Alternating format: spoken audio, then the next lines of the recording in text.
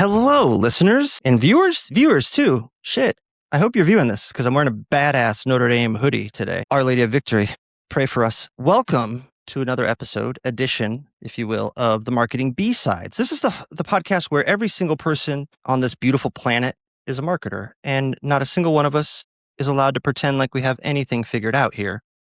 And I don't know if you know this, but we're 10 days away from the official start of college football season. And you might be asking yourself, Tom, why do you give a shit about college football season?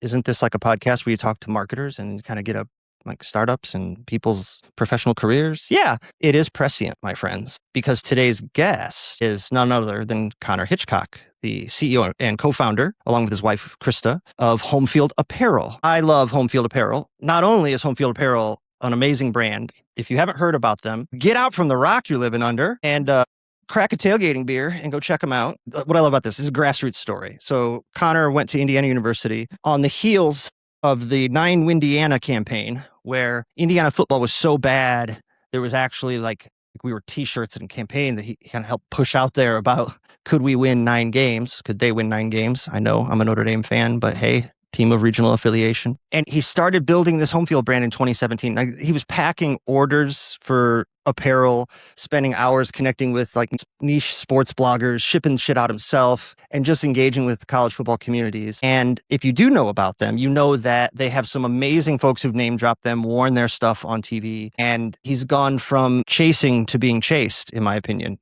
It's a powerhouse brand. There's well over 150 schools. That's probably way off, Connor. I know there's probably even more than that. I'm sorry, you're screaming at YouTube right now. And they're in retail stores everywhere. They've got a store here in Bloomington, more stores to come. They're literally everywhere you turn because they do something really unique. They go to a university and they dig into the archives, the tomes, and they turn these forgotten logos, strange mascots, and all these forgotten lore of school history into really unique vintage apparel that fans genuinely want to wear, myself included. Go Irish. Don't worry, there's some IU gear too. I love this conversation. And it's also really topical because, as I mentioned, 10 days until college football season. And I'd be remiss if I didn't mention that their 2026 can't miss kickoff collection actually dropped on Friday the 14th, which was 3 days ago. So we're talking to Connor at exactly the right moment about college football, nostalgia, thoughtful design, AI, and how thoughtful design fight in back alleys. And what I really reached out to him about, honestly, was the authentic community building. He found a way to work his ass off, or him and his wife, they worked their asses off to get in touch with people who had followings in the college football community. And through that, they were able to create the foundation that's turned into some incredible, lasting brand equity. It's a wonderful story. It's a great conversation. I am still kind of blown away that Connor took time to talk to me. Thank you, Connor, very much. Because this was just a little while ago, and college football season's about to kick off, and I bet he's busy as hell right now. And it means a lot. I hope you enjoy this show. If you enjoy it half as much as I enjoyed it, you enjoyed it a whole hell of a lot. And I look forward to hopefully having Connor back on the show in the future. So don't forget, can't miss kickoff collection dropped on Friday. Go to Homefield. Buy some stuff, preferably Indiana or Notre Dame. Sorry, everyone else. And more than anything, enjoy the conversation. Thanks as always for listening. Like, subscribe. Don't subscribe. Hate mail is appreciated. Whatever you got to do, do it. And enjoy. Thanks. Kathleen and the sound. We're headed downtown. One of my closest friends is we're all IU football fans. He is like the world's biggest IU football fan, and the heartbreak of all that, which is the impetus for how you got started, really. The kick is good. But IU football, Homefield, we're kind of built on these like homegrown identities of like underdogs. Yeah. Now, IU is a national champion, and you're a nationally known brand in a ton of stores. What happens to the identity once the underdog wins and you're like, you go from chasing to maybe being chased? Yeah, that's a great question, because as a brand, we gained footing and notoriety and credibility. That part of the brand voice was that we were Indiana football fans. So part of it, it's kind of a joke in many senses. It wasn't a joke, but I actually was a really big Indiana football fan, but leaning into being the football first. And so actually what ended up happening was having a lot of fans being like, oh, Homefield gets my experience. You know, they understand that there's meaning in a college football season when you go 4-8 as long as you beat your rival, or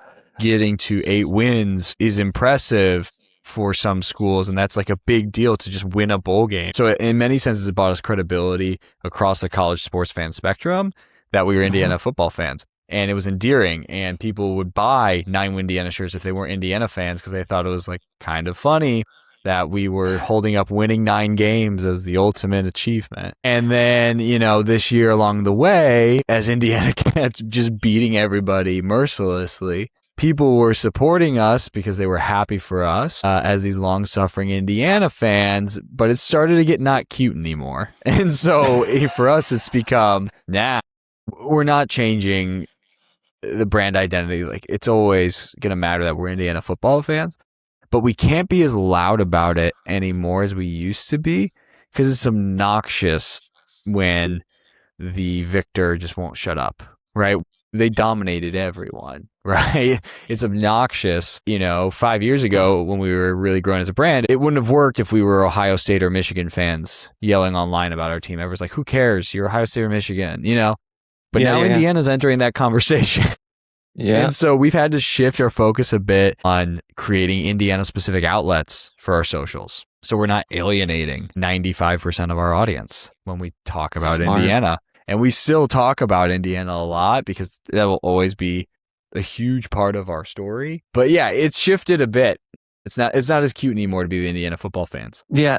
I mean, the college football subreddit's a great place because it's like everyone embraced IU the last 2 years. Indiana's a bit like universally loved. Even when teams get beat, they're like, hey, we were next, I guess. And like they kind of embrace the mission. And then you kind of started to see it a bit. I started to see it at least like on Twitter, for example, on like once the bowl game started. And growing up in South Bend, but living in Bloomington longer, I am very much the reversible jacket fan of both. I've been here longer than I was in South Bend. And I was like, I'm going to be so thrilled as long as they don't play each other in their first playoff. And what the hell happens? They play each other in their first playoff.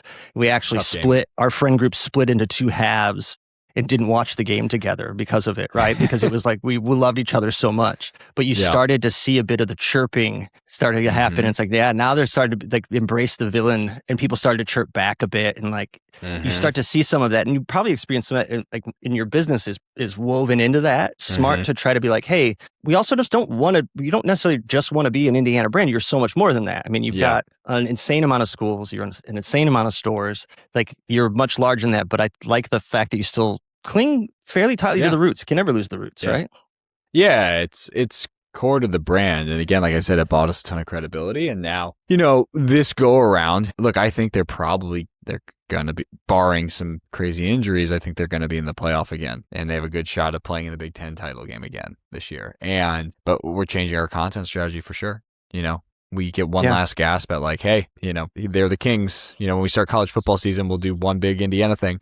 But then from there, we have to make sure our brand ethos is thoughtful collegiate apparel. And so last year, any brand would have tagged onto Indiana. We just happened to be the Indiana brand. And now, second go arounds, if they make the playoff, even if they win it again, we're not going to be nearly as loud. We have to, maybe from the Indiana specific channels, we will, as we cater to a very specific dialed in demographic. But we talk about that a lot internally to how do we not alienate everybody with all the Indiana stuff. Yeah. And I think that, along those same lines, I think what people have really gravitated to with Homefield is the design component, right? Like sending a team into a university and finding kind of like the story of one of the Notre Dame piece of apparel they found in the middle of a hockey program or something, right? Like this random ass version of the leprechaun. So along those same lines, you and I talked earlier about the late 90s oval Indiana football logo. And how you said it's objectively ugly, but you love it, which I think a lot of people here agree with. Yeah. But so between that and finding these unique brands, like what's the difference between like good design and design people love? Like, do you ever worry that you're going to find something that's brilliant, but it's just not going to click? Yeah. So what I was saying earlier is the word thoughtful, right? That's what we really hang our hat on more than anything. And in college sports, because it's tied into a community more so than a pro team is, a community of students, community of the school, or just the local town around it, right?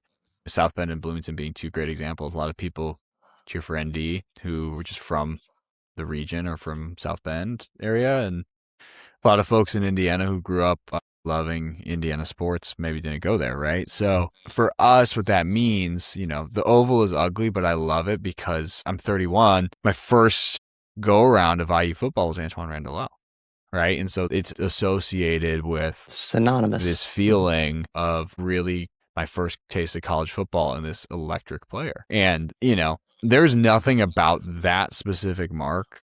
Like, it's literally a ripoff of the 49ers logo. Cam Cameron said he wanted to have the 49ers logo, basically, for Indiana. He was trying to professionalize Indiana. So there's nothing thoughtful in that mark, but it is thoughtful for us to put it on apparel because it is associated with this great player. You could argue before recently, the greatest player in program history. I think back to a different logo, that we thought looked great. And I'm glad we do our research. There was a Colorado logo. There was like some light blue involved in it. I think it was in the 70s. It was years ago we were going to use it. I should have looked up the years, but I thought it looked great. And I thought it'd work really well on apparel. People love light blue. The buffalo looked great on it. And we talked to a few Colorado fans in our orbit. And we're like, hey, what do you guys think of this logo? And everyone's like, no. Like, don't do it. Like, it was like the worst stretch in program history. Wasn't any memorable players. Like, nobody likes it. Like, we know it looks cool, but nobody likes it because of that. And so that for us is at the end of the day what drives it. Sometimes something that looks really ugly is meaningful, and vice versa. Something that looks wonderful actually would have the opposite effect. It's interesting because you mentioned the light blue, and I immediately thought, I said it had to be late 70s because like everyone was adding like light blue to their color scheme program back then, because Notre Dame even had some light blue years in like the early Jerry Faust years, and it's very polarizing. People, I don't ever want to be reminded of those years. And then other people like me, I love that color. Anything that color, it's unique, it's different. So positive or constructive. Yeah. There's always like a balance you have to take into consideration. Yeah. Is there a release that you were most wrong about in either direction, that maybe your team was like, we've got to do this? You said, fine, I'll greenlight it. Or you thought it was going to be amazing and it just never took off? Or you thought it was going to be a dud and it just keeps selling out? It's a great question. We had a recent one. I didn't think it was going to be a dud, but it surprised me. I'm always in the most recent one, right?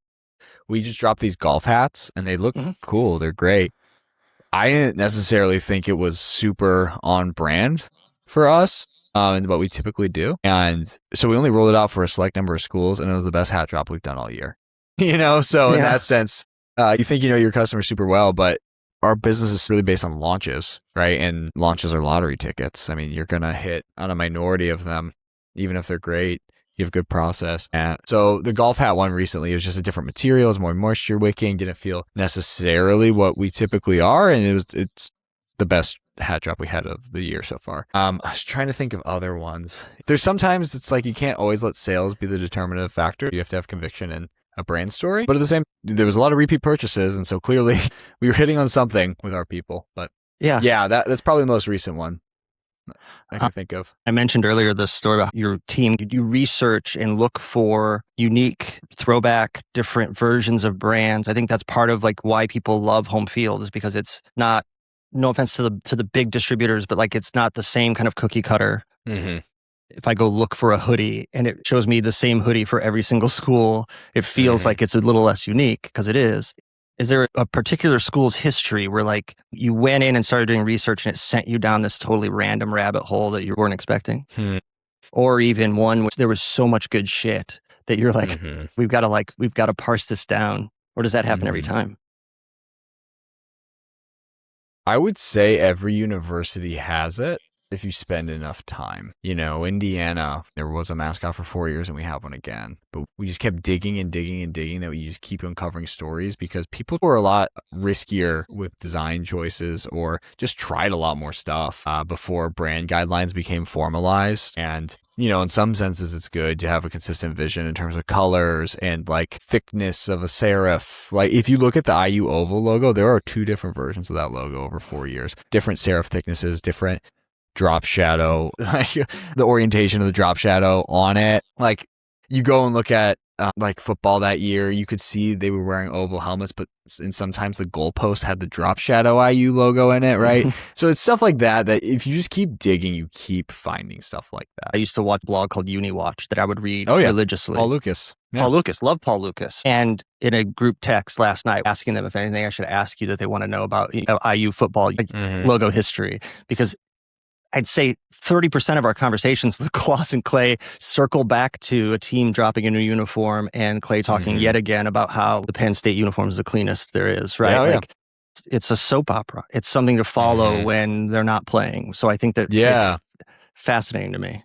It communicates a lot, and I would say kind of in a weird loop right now with jerseys. I'd say our director of apparel design, Kevin, and I talk about this all the time. It's our big soapbox. A thing we can't stand right now. We love throwbacks. We love vintage marks, obviously. We don't like where they take the jersey from the 90s, alter it 20%, and then make that the city edition uniform for the year, so that you are now confusing identities across different decades, and you're not building any new equity.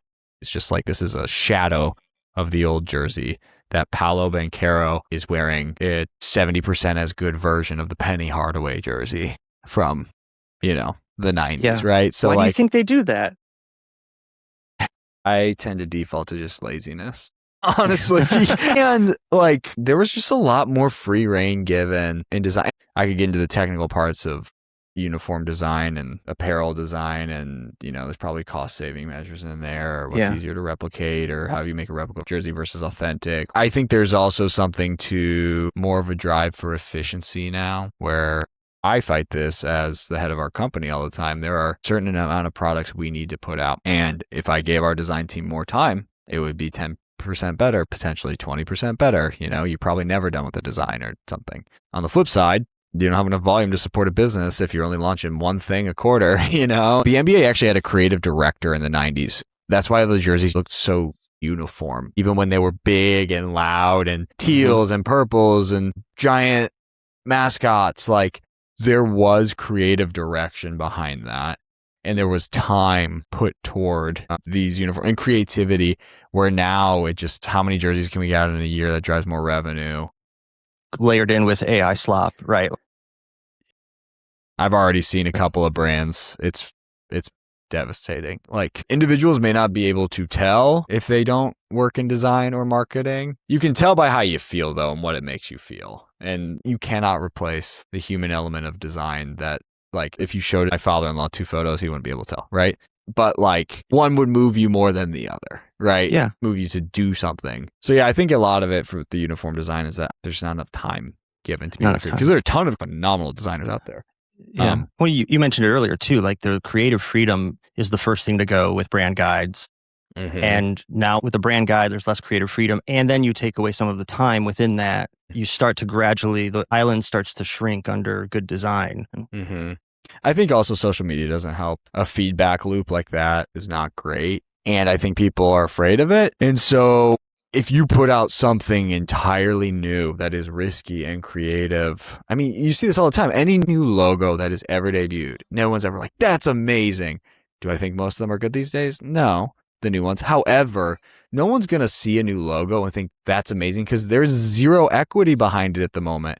The reason you love a certain logo is there's equity behind it. The Chicago Bulls logo, great design, is one of the ones that's never changed. At the same time, that means a lot more that Michael Jordan won 6 championships with that logo, right? You have to allow time to feed into that brand equity too. I saw something online that a few weeks ago, that the Bulls logo is I think the only logo that hasn't changed since 1966. Yeah, when they first just crazy. It, yeah. What I love about it from a marketing agency perspective, when you really look at it, it has a very, very Peter Drucker kind of late 60s Eames chair type look. It is very mid-century modern logo for what it actually is. Yeah.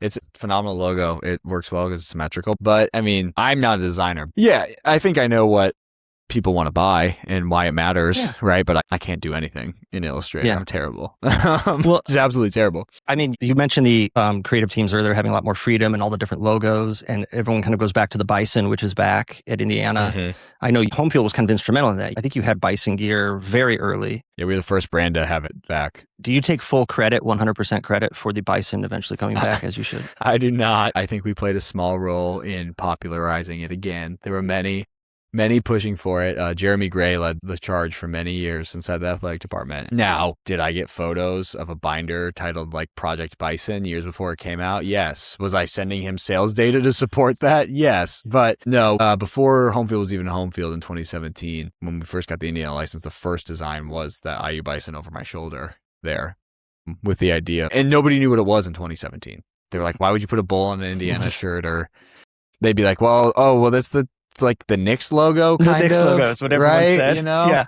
Yeah, but logo? the reason that was the Knicks logo was because, of course, in the late 60s, they had a bison mascot for a few years roaming the sidelines. Nobody can even get the exact years right.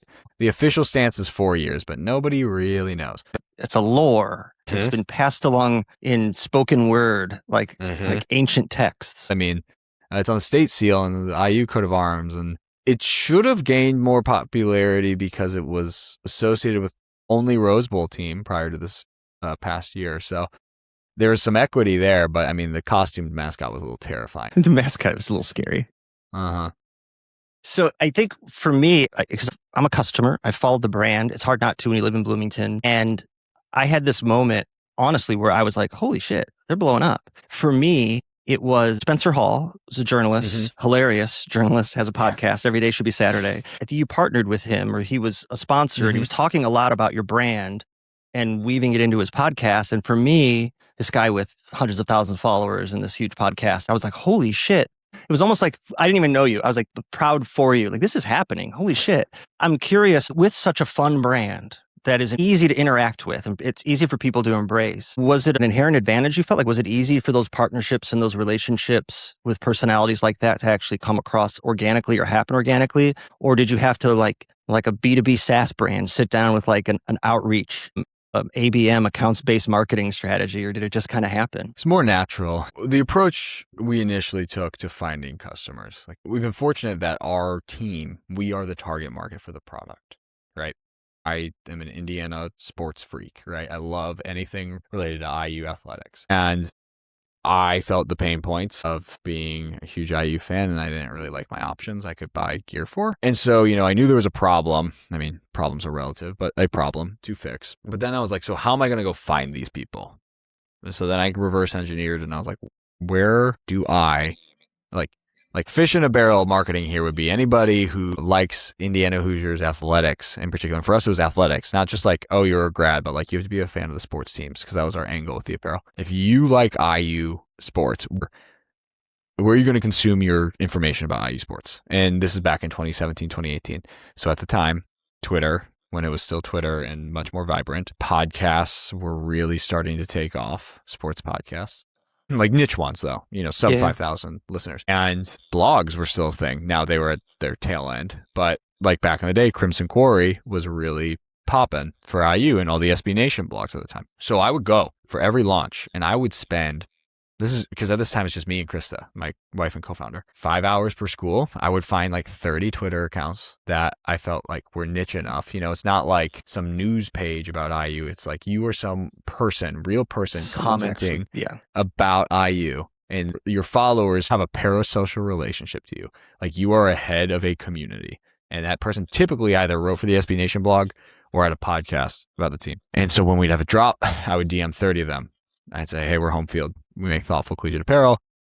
I would love to send you some stuff ahead of our launch and see what you think. Never once asked for any post, just built relationships that way. And so that is how we did it for IU and Purdue. And I mean, there are accounts I did for Western Michigan. There is an ecosystem, small one, online about Western Michigan Broncos fans, right? And so I just repeatedly did that and built very grassroots. I mean, we just had spreadsheets. There's no CRM. You just had to do it the old-fashioned way. And honestly, CRM, by the time, it wasn't even worth it, right? I mean, thousands of names we've sent product to for free.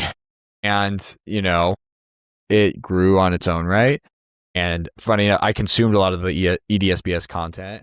And one day in 2018, we were small enough that I would see every order that had come in back in the day because we were fulfilling it. I was customer service too. One day I saw Ryan Nanny's name pop up. I shot him an email and I was like, hey man, big fan. Thanks for the order. He ordered a North Dakota State shirt. And I sent him, if you recall, the Outback Bowl. He had this whole online campaign to be the frying onion. Yep. So I sent him a shirt of him as the frying onion at the Outback Bowl. And we started just going back and forth on email. I was like, I would love to sponsor your podcast. Because I figured, like, we were on team by team basis, but Shut Down Fullcast was like a next level up on like, oh, this has reach to a bunch of different fan bases who are really dialed into college football. So that's how that relationship began, because Ryan was a customer and it worked out well. Relationships like that, where, There's tens of thousands of listeners. I would rather have that podcast where every single listener is not only like relevant in terms of interest, but like engaged with the podcast. I would rather that than like get a mention on an ESPN show. Like truly. Yeah. I was always looking for like the first 1,000 like true believers in Homefield out there. Because then I was like, they'll tell their friends and there'll be word of mouth. And so that was our approach. And that's how we ended up with Ryan and Spencer, Holly, Jason. And then now it's just funny because like Ryan's just like a friend that I texted about random stuff. That's fantastic. Whatever. But yeah. I think that too, I mean, you've seen that shift from my POV for influencer management and influence clients who leverage us for influencer we worked with before. When influencers first started to be a marketing channel, it became like all the big brands did it, and you had to have someone with like 2 million followers, sponsored post, and it was just garbage, right? Like literally like the bare minimum they could do to fulfill their obligation to get paid or whatever. And it was expensive. And I'm delightful because it's transitioned to that same approach where now micro influencers and mid-tier influencers, they lead communities who are connected and fervent followers. And at the same time, we would do campaigns for like Shoe Carnival. We would do like a shop with me with families in different locations. And they were genuine families. Like nothing was like, here's a sponsored post and it's very clearly fake. This Kardashian doesn't give a shit about whatever they're holding up, right? Like it's genuine, it's authentic. I saw or heard something, was it yesterday or the day before, about AI. So much of AI is fake, but out of it being fake, it's created this boomerang or bounce back of like appreciation for authenticity that it's buried in that approach as well. Like getting mentioned on ESPN is great. Someone's on SportsCenter wearing a hoodie from you. That's awesome. But there isn't the same connection. I always say that's always like, it's the type of media exposure that's playing in the background in a sports bar. So like it's noticed, but it's not noticed. Yeah. It's like one impression there is really worth like a 1/100th of an impression. You know, it's not engaged. And I mean, that's where we've just leaned into being more human. And we're going to continue to do that because at the end of the day, like college sports, the reason people love it are for those human elements. You know, I could go on a whole monologue about it of tailgates and the best 4 years of your life, your best friends. Maybe you met your partner there. You know, my folks met at Bloomington. I'm not here. Unless it's IU. My dad was a bouncer at Hooligans, and my mom, like they met at Hooligans, right? And there's just so much more tied into that. And so for us, like, well, okay, what are we selling? College sports. So that means being on campus. That means being in person. That means community more than anything. We don't watch college football because it is the best display of football out there. In fact, it is horribly imbalanced most of the time, and it takes 4.5 hours. And you watch it for the communal aspect of it. And so AI goes against all of that. It's slop and it's soulless, and sure, you can use it to help reduce menial tasks and whatever, but for creative purposes, like to create emotion, like it's not human. And so for us, we opened our store in Kirkwood last year. There are more stores coming. We do events all over the country, creating community. We will never use AI in any of our designs, right? Like it is all human. Because it has to hit on that core, because that's at the end of the day, that's like core to what we do. Yeah. I was going to ask you what you refuse to standardize when you kind of just answered that question. So like, I'll tweak it a bit. Like, is there a trend, not necessarily AI, but like a trend in apparel or a trend that you've considered following that you deliberately in the end chose not to chase? The upside down hat thing, man. I can't stand it. I think it's so dumb. It became so popular the last 24 months. It's just like, okay, it's upside down. Great. What does that mean? You know, like there are a lot of trends, and sometimes you want to create a timeless brand. I'm trying to capture every decade of a college experience because, you know, my college experience was the Kevin Wilson years, right? How do we capture that team? There were trends going on then. Like so many of the things people love right now are like very 90s, early aughts oriented. Okay, well, we capture those trends, but it has to have some form of meaning or have deeper tie than just like, I don't know. I think the upside down, everybody made a hat with upside down Hoosiers or Irish or whatever on it. And I just thought it was a dumb trend. So we're always playing this game of like, there's got to be a reason why we're doing something. It looks cool is not a good enough reason. Because I'm a marketer. And I'm in the platforms. I don't know why when I hear that you mentioned that trend, the first thing I think, I saw it, I think fucking TikTok, right? Like it immediately, like I kind of like assign it blame for like some of those trends that come out. And I don't even know that that's true. I'm just being a dick to TikTok for no apparent reason. But it screams because with TikTok, things just move so much faster. And the user base is so huge and their algorithm is so freaking good that these Yeah. things just blow up unlike any other platform. Yeah. TikTok. We need to invest more in the platform because that's where college kids are. Now our core demographic is actually targeted towards grads because, we sell $160 bomber jackets. Not that current college students can't buy them, but fewer grads typically have more disposable income than the current students. But from a brand, it's being on campus, it's really important that we have that Kirkwood store to build that brand affinity and awareness and hopefully some purchases. One last uniform question that I need you to weigh in on, and then I got 2 more questions and we'll get you out of here. You talked about uniform trends. What is your opinion formally on the blackout uniforms?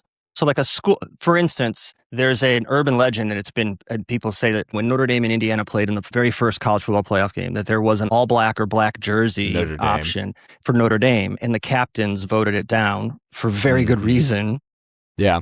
Schools like that rolling out a black uniform or a black jersey just because the kids think it's cool. Like I feel like an old head when I'm like, everyone's done it. Yeah. I think it's overdone. I do think black, it's hard to look bad in black, I think, as well. I think that's why they do it. And kids like it, right? So it works really well at some schools where if you get everybody to buy in and it's a night game and you can create this intimidating environment, I think it's cool if it plays into that reason. And Notre Dame is so tradition oriented that you're not going to get those old heads in anything black. No, you're not going to get them all to wear black. I do think at a playoff game, in the first home playoff game where it was snowing and so cold, I was there, it was cold. That could have been cool if it wasn't Notre Dame. You know? Yeah. When schools who don't have 150 years of history are just trying stuff. I love that. Yeah. Coastal Carolina, they're awesome. I think they try stuff all the time. Their field's teal. Their jerseys are teal. They had free food this past year in the stadium. And I actually talked to the AD about it. He goes, notice how we gave away a lot of salty snacks, but we didn't make beer free, But they're just trying stuff, right? But I think there is something okay, recognize who your core audience is if you're Notre Dame. You could argue your core audience with blackout jerseys are the recruits at the end of the day. And if you're 100%, the fans are happy, right? So, I'm not a huge fan of it for teams that don't have black in their color palette, but at the same time, if it helps IU get another recruit and we have to wear another black basketball jersey one time a year, I'm not going to freak out about it. I'm all for it. Yeah. All right. Yeah. And Penn State in the whiteout. I went to the Notre Dame Penn State, the Orange Bowl in Miami. Oh, cool. And the fans all rock the whiteout. And I'm telling you, it's a great way to exhibit right out of the gates that you're outnumbered 60-40 immediately. Yeah. Because you're wow, we travel well and they travel better. Yeah. It's when everyone buys in, that's the key. Yes. Yeah. Everybody's got to buy in. Yeah, exactly. You've been doing this for a while now, right? And you've grown like crazy. You've had multiple shifts and changes, the brand has existed in different iterations. What belief you may have held earlier in your career when you were very first starting out that you now are starting to maybe think your perspective has changed, or you're what was I thinking? That was bullshit. Yeah. There are a couple things. So this was more specific to what I actually do. So I came from a paid media background, working at a reading glasses company. And I just thought, yeah, one click. I know. One click. Yeah. Randy. Yeah. No, I'm boys with Pat. Yeah. Come on now. Pat, I was emailing Pat yesterday. Tell him I said hi. I will. But that I wasn't thinking contextually to Homefield. I was I'll just set up all these great campaigns and, I'll just set this nice ROAS target and we'll be good here. And one, I wasn't thinking contextually this industry where you have royalties. So 20% are off the top. So you don't have 60% gross margin to play with like you do in most consumer brands. And then therefore you can set your ROAS targets to sub 2 if you really want to. But I didn't prioritize as much as I should have. The marketing I was just describing to you, that was iteration 2 of the Homefield marketing plan. I thought, I'm just going to put good product out there. And if I just get it in front of people on Meta, then boom, people will buy it. And that's just not the case. Look, we spend a lot on paid media still, but it's not the growth driver for us. It's hey, if we're at or above this CAC or at or below this CAC target, let's clean up what's there. I would be silly to not put the dollar in the vending machine if I don't get 4 back, right? But its place in our growth, where most consumer brands, from working, most consumer brands are just all they do when you talk marketing is literally just we spun up 300 new creatives for Meta this month. There's a reason people put money into it. But for me in Homefield, that was not going to be the core growth driver. And I thought it was. Yeah. It's interesting because it's 15 years I've been doing this now and discovery calls. And it's maybe over 1,000 times that when we ask about goals and budgets and timelines, it's always like, well, if I'm giving you $1, if we're spending $1 and I'm getting 4 back, then the budget is uncapped and we can spend a cajillion billion dollars. And you're like, great, yeah. If I ran a 4.40 and could hit a curveball, I wouldn't be like, you're like, what's if my grandma had wheels, she'd be a bicycle. It's like completely crazy talk sometimes. So, and it's interesting though, because also new brands or brands that want to grow with paid media in particular, it can be a growth engine for early traction, but it's also a drug that you can get addicted to. Yeah. And you can never get that next high. And you smash through the ceiling of diminishing returns. Yes. And then it's very quickly like the revenue's great, but how much did we lose? You lost everything. What was the marginal, Ross? What was your last dollar in really doing? Because you're looking at it weighted. But I mean, I remember, so Steve Hall, who is one of the tinker. Yeah. He had my job before me. His ROAS goals at one click were like, I mean, he had it in the early 2010s, right? So he was like 5-6x ROAS on Google. By the end of my tenure, I was shooting for a 1.9, you know? And it's just like the price of the brick kept going up. And that was another thing I was just aware of, like, oh, one, this isn't going to be the Homefield's going to grow. I realized that very early too. I was like, if CPMs increase that much in that little time, it's only going to go up from here. And if I can't make it work right now, in this regard, it's only going to get more expensive. And so I was fortunate to recognize that early. So that was a big thing I learned. I think another thing I learned too was like, you can't fight human behaviors. Like you can't really alter it. So what I mean by that, you can run a early Black Friday sale 2 weeks before Black Friday. Guess what? Black Friday is still going to be your best day by like 3x, even when you start the sale, right? Or we first came onto the scene as a brand because we do these great product drops in the summer for schools we had never launched before. Well, we're like, okay, great. Eventually we ran out of new schools of drops. We're like, oh, we'll just do refreshes in the summer. Well, the operative term and what we did was new, when Big New Saturday. And we were like, why aren't these doing as well? Like I thought it'd do more, you know, we have more customers. You're just doing that math. Well, if X repeat and you just can't, nobody wants to buy college apparel in July. And so I've learned to really ride the wave of, you can do some things like our golf drop, like I just said, it served a purpose of golf in the summer. Yeah, performance wicking and like different types of clothing during different times of year. But at the end of the day, you can't force human behavior to be different. Black Friday will be your biggest day no matter what, even if you do 10% more 2 weeks beforehand. Like people are going to just shop on Black Friday because that's what humans do.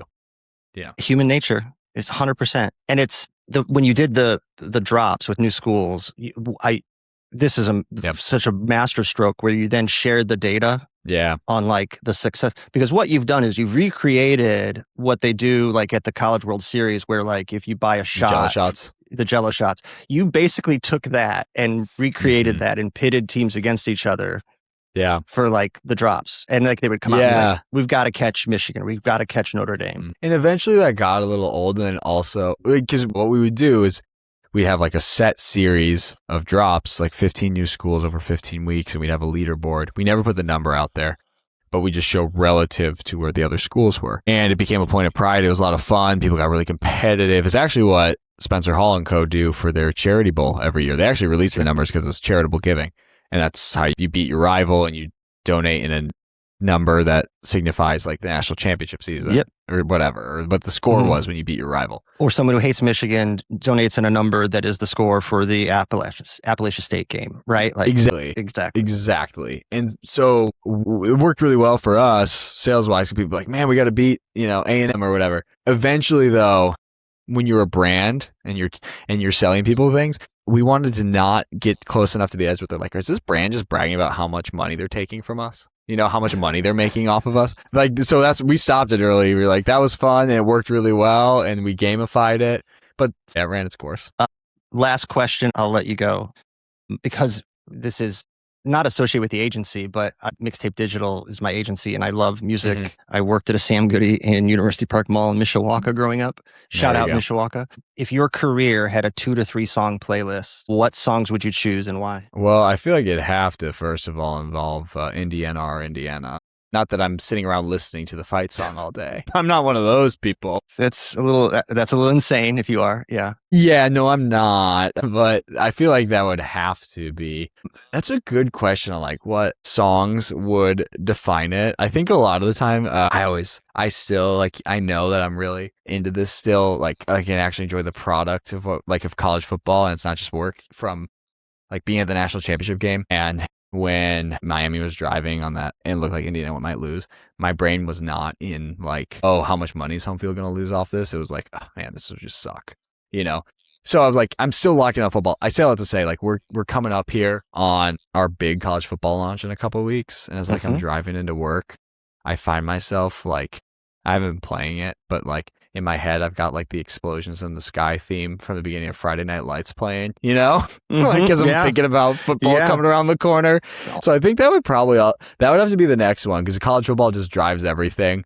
And there's just like so much emotion tied into still personally college football for me. And Friday Night Lights is about high school football, but like similar ethos, like very localized, like just like, I don't know, that rush of emotion when kickoff comes around. Like I think the explosions and I always forget what the name of the track is, but the explosions in the sky song, it starts off Friday Night Lights. I get a lot of similar vibes with what we do. We are just a few weeks away from the first crisp Saturday, and you know, having a coffee, switching to beer, and then all the pregame shows wrap up, and then we have kickoff of some worthless middling game at noon. That's right. And there's 12 more hours of football left. So it's right around the corner. It's a beautiful thing. When's the big drop? In a couple weeks, you said? August 14th. Can't miss kickoff is the name of our big college football drop every year. So yeah, I got some really exciting for 77 schools. Really exciting stuff coming out. So. Bank accounts across the United States just shuddered, and they don't know why. Like they felt a disturbance in the force. But that's right. Keep doing what you're doing, baby. Man. It's awesome. Really appreciate you making time for me. It was a wonderful conversation. Have a great season. I hope IU goes as far as they can go, unless they play Notre Dame. So thanks.